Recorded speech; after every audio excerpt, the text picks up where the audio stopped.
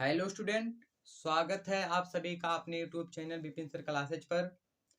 आज हम पढ़ेंगे हेरने के नियम। हेरने के नियम जो कि बहुत ही सरल टॉपिक है और इसके जो न्यूमेरिकल होते हैं वो भी बहुत सरल होते हैं और एग्जाम में पूछे भी जाते हैं। तो चलिए हम इस टॉपिक को शुरू करते हैं।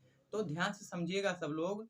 देखिए, जो हेनरी थे एक साइंटिस्ट हैं और यह सन 1803 ईस्वी में एक सब्जेक्ट के ऊपर एक्सपेरिमेंट कर रहे थे। और सब्जेक्ट ये था कि वो चाहते थे कि किसी भी गैस को हम जल में घोल दें। वो उनका कहना यही था, वो एक्सपेरिमेंट इसी पे कर रहे थे कि वो किसी भी गैस को जल में घोल रहे थे। अब आप सब बताइए, क्या किसी भी गैस को जल में घोलना आसान बात है? बिल्कुल नहीं। आप किसी भी गैस को आसानी से जल में नहीं घोल सकते हैं। तो देखिए, अगर आपको किसी भी गैस को जल में घोलना है तो आप क्या करिए कि उस गैस पर प्रेशर लगाइए। जब तक आप प्रेशर नहीं लगाओगे तब तक वो गैस जल में घुलेगी नहीं। तो इसी सब बात को वो जो हेनरी थे एक्सपेरिमेंट इसी सब बातों पे कर रहे थे। तो चलिए इन सब बातों को हम समझते हैं एक ग्राफ के माध्यम से, एक चित्र के माध्यम से। तो देखिए, जो हेनरी थे उन्होंने क्या किया, सर्वप्रथम सबसे पहले उन्होंने क्या किया कि एक बोतल लिए। उन्होंने सबसे पहले क्या किया, एक बोतल लिया और उस बोतल में उन्होंने क्या किया, पानी को भर दिया। इस बोतल में उन्होंने क्या किया, पानी को भर दिया और इस पानी में उन्होंने क्या किया, फिर एक पाइप लगा दी। इस बोतल में उन्होंने क्या किया, एक पाइप लगा दिया और इस पाइप के थ्रू वो किसी भी गैस को इस वाले जल में घोलना चाहते थे।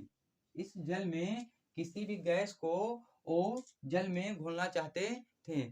तो यहाँ पर उन्होंने जो गैस लिया वो कोई भी गैस ले सकते हो, आप भी कर सकते हो ऐसा एक्सपेरिमेंट। अब वो ये चाहते थे कि ये जो CO2 गैस है ये इस जल में घुल जाए। तो अभी हमने आपसे बताया कि किसी भी गैस को जल में आसानी से नहीं घोल सकते हैं। तो उन्होंने क्या किया, ये जो CO2 गैस है इस पे उन्होंने प्रेशर लगाया। उन्होंने इस पे क्या किया, प्रेशर लगाया। प्रेशर का मतलब दाब लगाया।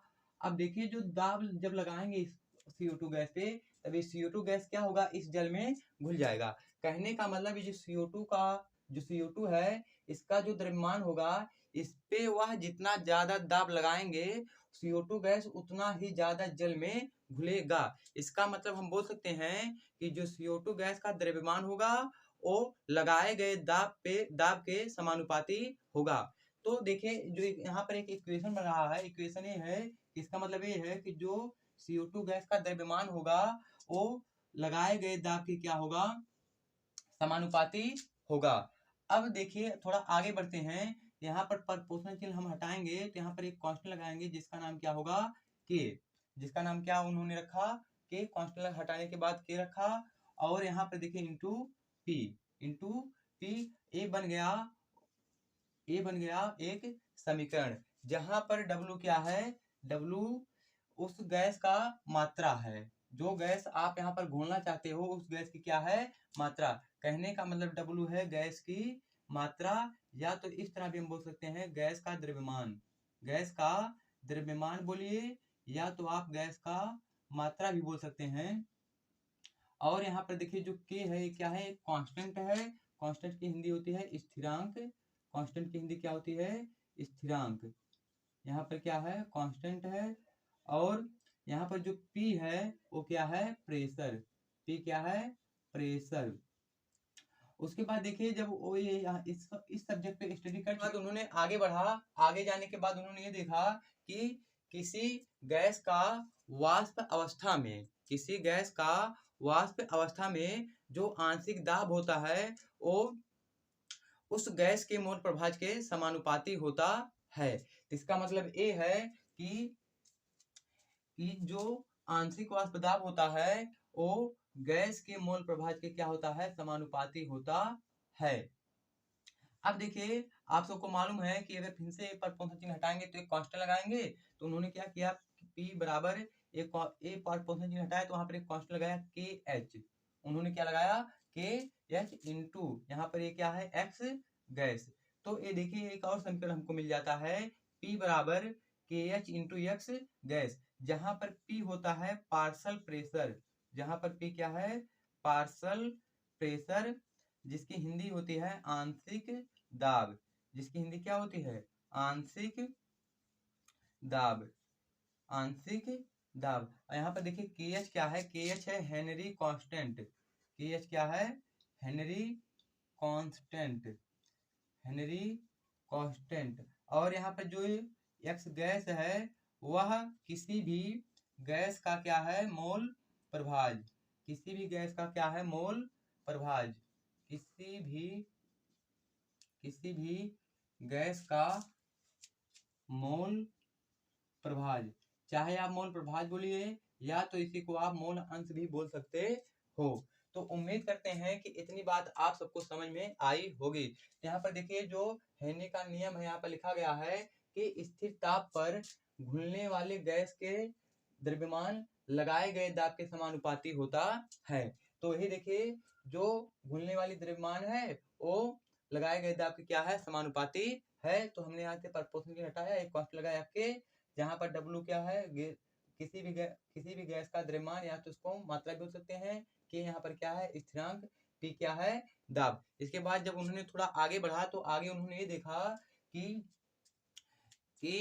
किसी गैस का वाष्प अवस्था में जो आंशिक दाब होता है वो किसी भी गैस के मोल प्रभाज के समानुपाती होता है। तो यहाँ पर उन्होंने जो प्रपोर्शनल चिन्ह हटाया तो KH लगाया, तो एक समीकरण और बन गया, P बराबर KH इंटू एक्स गैस। तो ये था हेने का नियम। अब हम थोड़ा सा इस जो यहाँ पर इक्वेशन है इसके मात्रक की बात कर लेते हैं। तो चलिए देखिए यहाँ पर अभी हमने एक सूत्र ड्रा किया था कि P बराबर KH into x gas, KH into x gas. अगर यहाँ से हम KH का मान निकालें तो KH बराबर क्या आ जाएगा, P बटे एक्स गैस, P बटे एक्स गैस। अब चाहिए आपको यहाँ पर देखिए KH का यूनिट। अब आपको क्या करना है कि यहाँ से KH की यूनिट प्राप्त करनी है। तो यहाँ पर हमको क्या करना है, KH का मात्रक देखना है, KH का क्या देखना है, मात्रक। अगर आपको KH का मात्रक चाहिए तो सबसे पहले आपको समझना पड़ेगा कि प्रेशर का मात्रक क्या होता है। तो चलिए आप सबको हम बता देते हैं यहाँ पर नोट में कि प्रेशर क्या, जो प्रेशर में होता है दाब, उसका मात्रक क्या होता है। तो देखिए जो प्रेशर होता है, प्रेशर का मात्रक होता है, प्रेशर माने P का मात्रक। देखिए P का मात्रक बहुत होते हैं। देखिए सबसे पहला मात्रक होता है ATM, सबसे पहला मात्रक क्या होता है, ATM, जिसको हम बोलते हैं वायुमंडलीय दाब। और यहाँ पर दूसरा होता है बार, दूसरा क्या होता है, बार। देखिए तीसरा होता है टोर, तीसरा क्या होता है, टोर। और चौथा होता है पास्कल, चौथा क्या होता है, पास्कल। और पास्कल को हम शॉर्टकट में PS लिखते हैं, पास्कल को हम शॉर्टकट में किससे लिखते हैं, PA से। और देखिए यहाँ पर और होते हैं CM ऑफ Hg होता है, और MM ऑफ Hg होता है, MM ऑफ Hg होता है। ये सब होते हैं प्रेशर के मात्रक। अब देखिए अगर आपको KH का मात्रक चाहिए तो यहाँ से अगर प्रेशर का मात्रक हम ATM रखेंगे तो KH का मात्रक क्या आएगा, ATM आएगा। क्यों, क्योंकि यहाँ पर एक्स गैस जो है वो गैस, एक्स गैस का मतलब है गैस का मोल प्रभाज, गैस का कोई मोल प्रभाज का कोई भी मात्रक नहीं होता। इसलिए हम बोल सकते हैं जो प्रेशर का मात्रक होता है वही किसका मात्रक होता है, KH का मात्रक होता है। यहाँ से हम बोल सकते हैं अगर आपको KH का मात्रक चाहिए तो यहाँ से हम सीधी सीधी बात एक बोल सकते हैं, KH का मात्रक वही होगा जो प्रेशर का मात्रक होता है। यहाँ पर हम लिख देते हैं कि KH का मात्रक वही होगा जो प्रेशर माने दाब का मात्रक होता है, दाब का मात्रक होता है। यहाँ पर रख लीजिए आप कोई भी मात्रक, जो दाब का मात्रक होता है वही किसका मात्रक निकल के आएगा, प्रेशर का KH का मात्रक निकल के आएगा। जैसे देखिए अगर प्रेशर का मात्रक हम क्या रखे ATM, तो इसका मात्रक कुछ होता नहीं है तो KH का मात्रक क्या आ जाएगा, ATM। इसलिए हमने यहाँ पर एक बात लिख दी है KH का मात्रक वही होगा जो दाब का मात्रक होता है। उम्मीद करते हैं कि ये बात आपको समझ में आई होगी। अब देखिए नोट में एक बात और याद आपको रखनी है। नोट में एक बात और याद रखनी है कि बात ये याद रखनी है कि एसटीपी पर जो गैस का दाब होगा, एसटीपी पर गैस का दाब जो होता है वो होता है 0.987 बार। 0.987 बार होता है। ये होता है एसटीपी पर। एसटीपी का मतलब ये होता है standard temperature pressure. Standard temperature pressure जिसकी हिंदी होती है मानक ताप और दाब पर जो भी गैस का दाब होगा वो कितना होगा 0.987 बार। ये बात आपको नोट में याद रखनी है। इतनी बात हो गई। अब थोड़ा आगे चलते हैं। इस गैस के लिए, इस इक्वेशन के लिए एक ग्राफ का एक हम सब ग्राफ बनाते हैं। तो देखिए इस P बराबर जो KH इंटू एक्स गैस आया है, इसके लिए हमको ग्राफ बनाना है। तो यहाँ पर हम इसका तुलना कर देंगे y बराबर mx से। P बराबर KH इंटू एक्स गैस का जो समीकरण आया है, इसकी तुलना हम किससे करेंगे?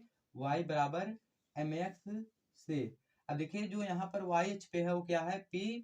जो यहाँ पर यम प्रवणता है जिसको हम ढाल भी बोलते हैं वो क्या है? KH। और जो x अक्ष है, x अक्ष पे क्या है आपका? गैस का मोल प्रभाज। तो इसके लिए हम ग्राफ बनाएंगे। तो देखिए यहाँ पर आपका ये YH और ये x अक्ष पे क्या है? गैस का मोल प्रभाज और YH पे क्या है? ये प्रेशर। अब देखिए जो आपको 10th क्लास में पढ़ा दिया जाता है या 11 में पढ़ा दिया जाता है, y बराबर mx का जो ग्राफ बनता है वो कुछ इस प्रकार से बनता है। और देखिए जब y बराबर mx होता है तो जो ढाल वाली रेखा होती है वो इसके मूल बिंदु से होकर जाती है। वो इसके कहाँ से होकर जाती है? मूल बिंदु से। तो जो हेनरी के नियम का जो सूत्र आया है, इसके लिए अगर ग्राफ बनाए तो कुछ ग्राफ इस प्रकार बनेगा। तो यहाँ पर देखिए जो यम है, यम क्या होता है? ढाल। तो यहाँ पर ढाल कितना आ जाएगा? KH। ढाल कितना आ जाएगा? KH।